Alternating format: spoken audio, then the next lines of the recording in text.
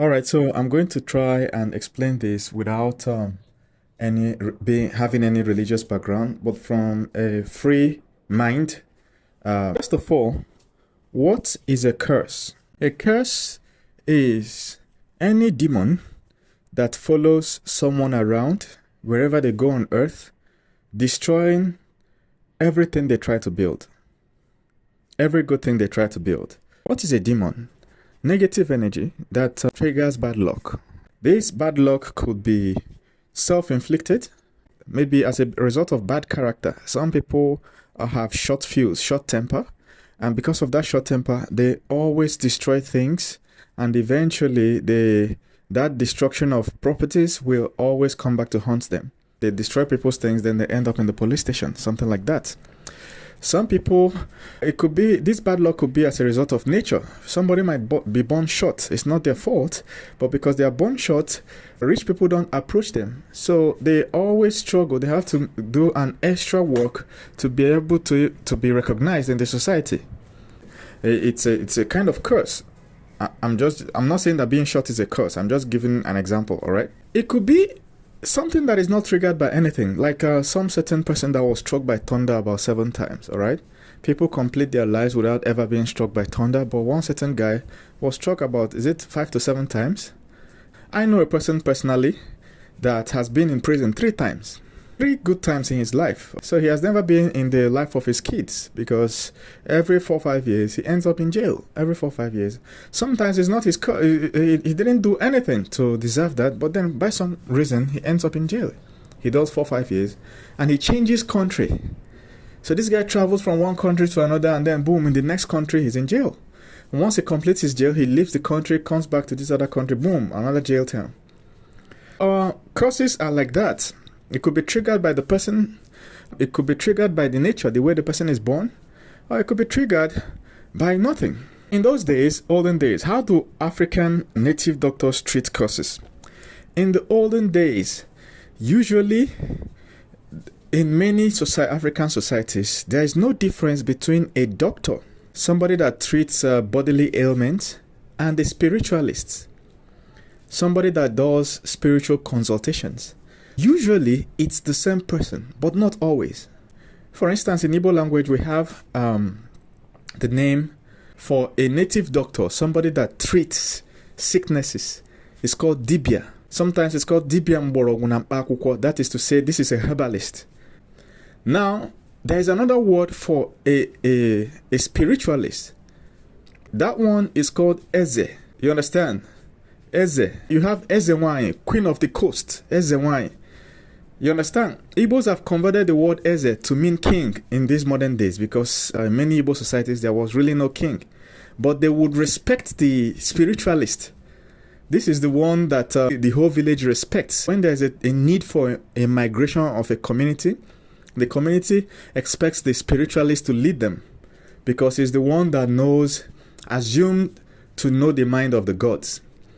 Now, both these spiritualists and these doctors, they hand down knowledge. They have knowledge handed down to them from their fathers, their grandfathers. They are basically the scientists of the society. All right? So, but the problem is that there was no writing method those days. How do they preserve this knowledge from thousands of years?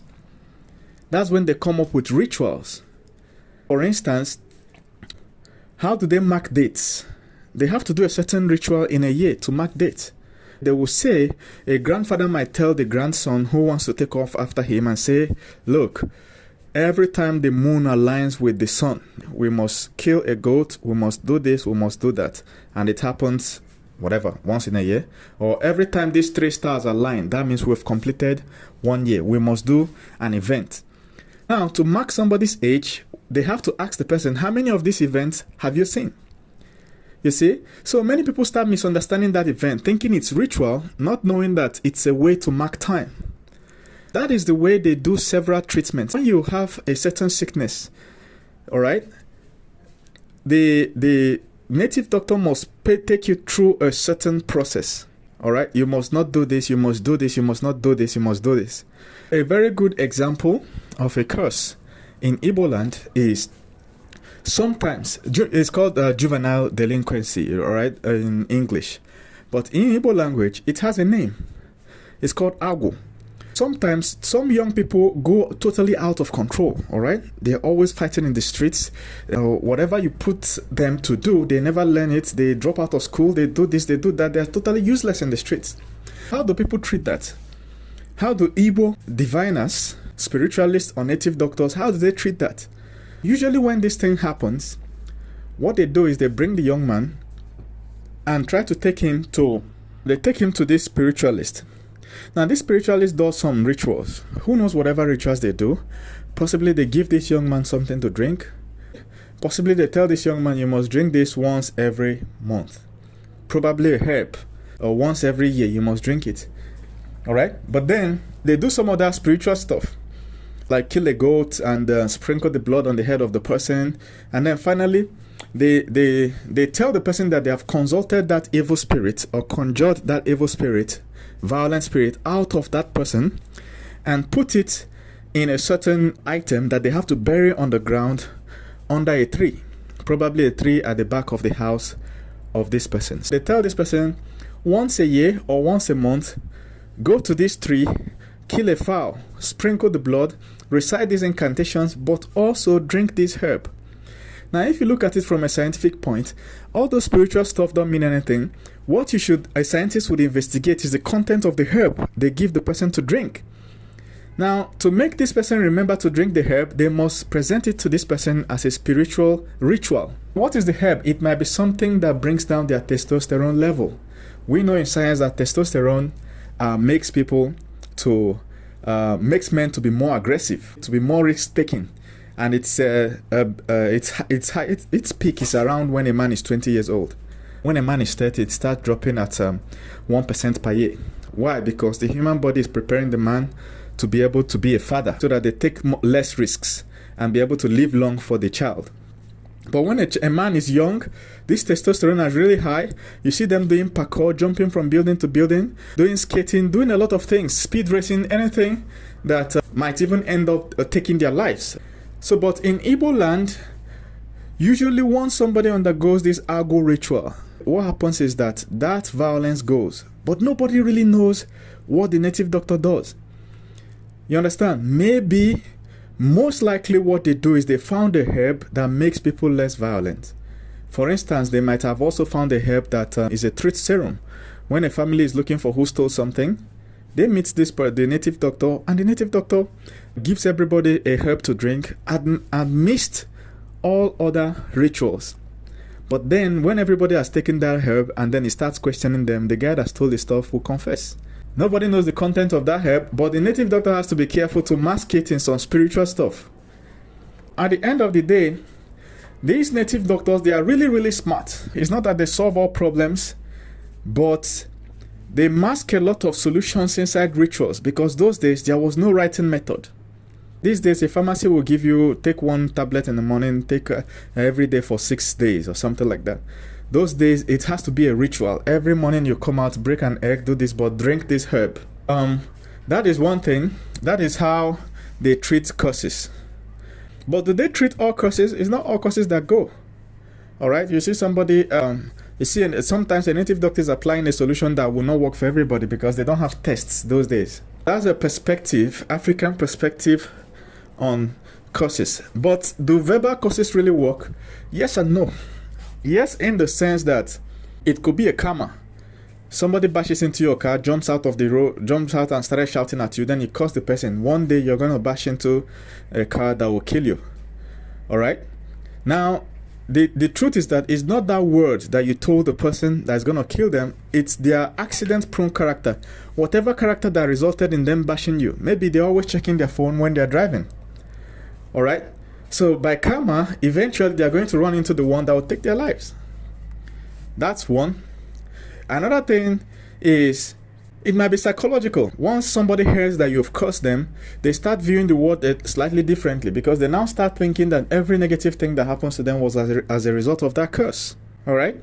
So finally, It doesn't always work. Like if curses work, everybody, all the drivers in Nigerian road would have either died or turned to monkeys, because every time there's somebody drives rough, the next driver brings his head out of the window and then starts cursing on the other driver.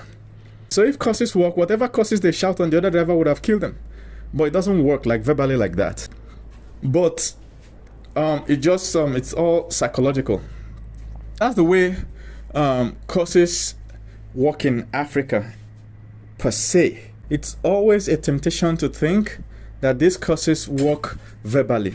All right, it's always a temptation because we all were brought up thinking that way. But there are so many examples to prove that they don't work verbally. For instance, our politicians steal our money all the time. All right, all black nations in the world, there's a lot of corruption. We have a lot of corruption everywhere, and the people keep cursing these politicians, cursing them, praying that God will come for vengeance and stuff. At the end of the day, the politician is waxing strong. Their children are studying abroad with the stolen funds, and whenever they graduate, they come back and continue to rule. So curses don't verbally work that way, as many people would think. But there are many other ways that Africans treat curses. Think of a curse that is caused by a certain genetic defect. If it is genetic, for instance, Igbos believe in reincarnation. When a child is born, the family has to take the child to a native doctor or a diviner. This diviner consults some divination and tells them which older person in that family reincarnated to this young child that was just born. All right. Sometimes it's even the person that did the reincarnation is still alive. Maybe a grandmother that is still alive reincarnates as a grandchild. All right. I'll explain that shortly. Sometimes it's somebody that died 3-4 generations ago. All right. The diviner will tell them this other person that died about 50 or let's say 100 years ago, 200 years ago is the one that reincarnated this person. Once the diviner pinpoints the person that did the reincarnation, what the family has to do is to find out, first of all, what killed the person that did the reincarnation. One way that the diviner knows who did the reincarnation is by looking at the birthmarks. People have birthmarks all over their bodies.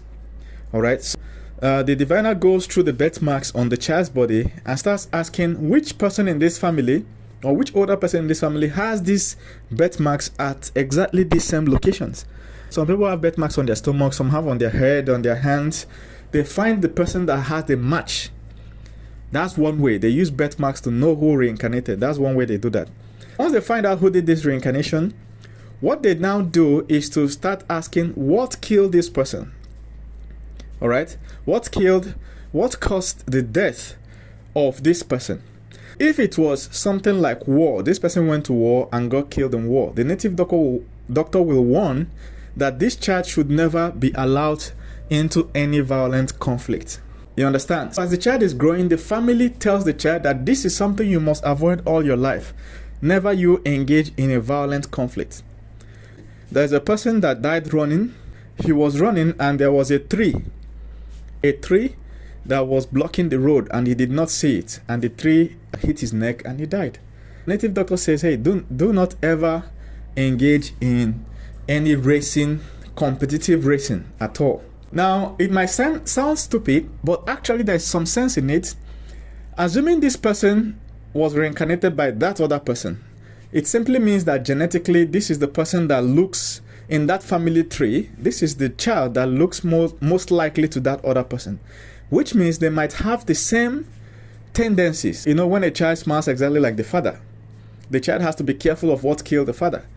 All right, because possibly the child might have inherited the disease in the family. For instance, when you have diabetes flowing in the family, some people inherited it, some people did not inherit it. If a child is identified as inheriting diabetes, now they have to start avoiding sugar from childhood. You understand? That's the same thing with blood pressure. If a young man discovers that he inherited blood pressure, he can look at the family and say, oh, this person died at age 50, this other person died at age 55. What do I do to exceed age 55? I start exercising and living my life to prepare against that kind of disease. That is why they have that reincarnation. That's a way to do cleanse curses. Now, finally, What is the spiritual explanation to some curses going and coming back? In some families, let's say 300, 400 years ago, people die a lot in that family. Who knows why they are dying? Maybe they are getting poisoned by friends. They have a certain attitude that inspires envy to the point that their friend will try to poison them. Whatever. Or maybe they are not genetically disposed to eating a certain kind of food. But at the end of the day, the diviner does a certain ritual for the people surviving in the family and then creates an idol out of it. In Igbo land, you can create idols out of rituals. They create a family idol and tells the family to bury the idol on a tree in the compound and worship it every year.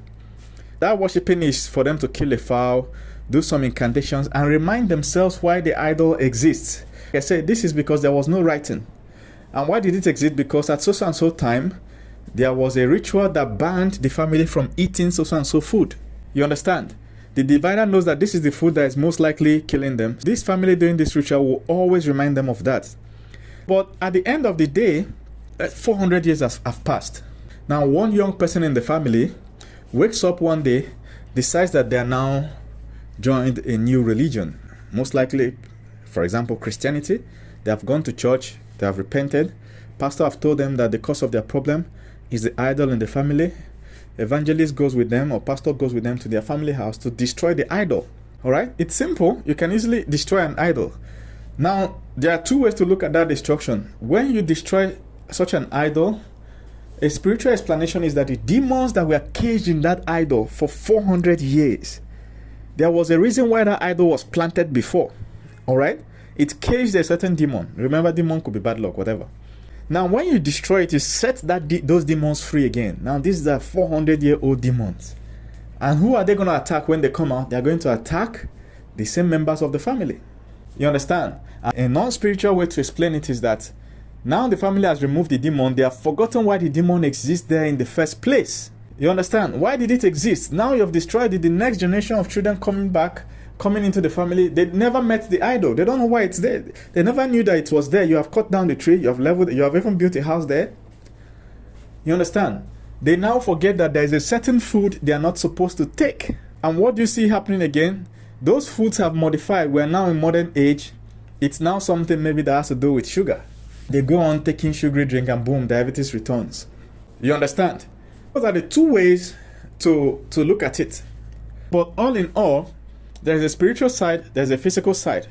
But if we understand what these people were doing 100, 200 years ago when there was no writing, we'll see that they were really smart. If they weren't smart, people wouldn't have survived. Our people wouldn't have survived to meet the present age. Many people died. Many lineages wiped out. Many villages and towns wiped out.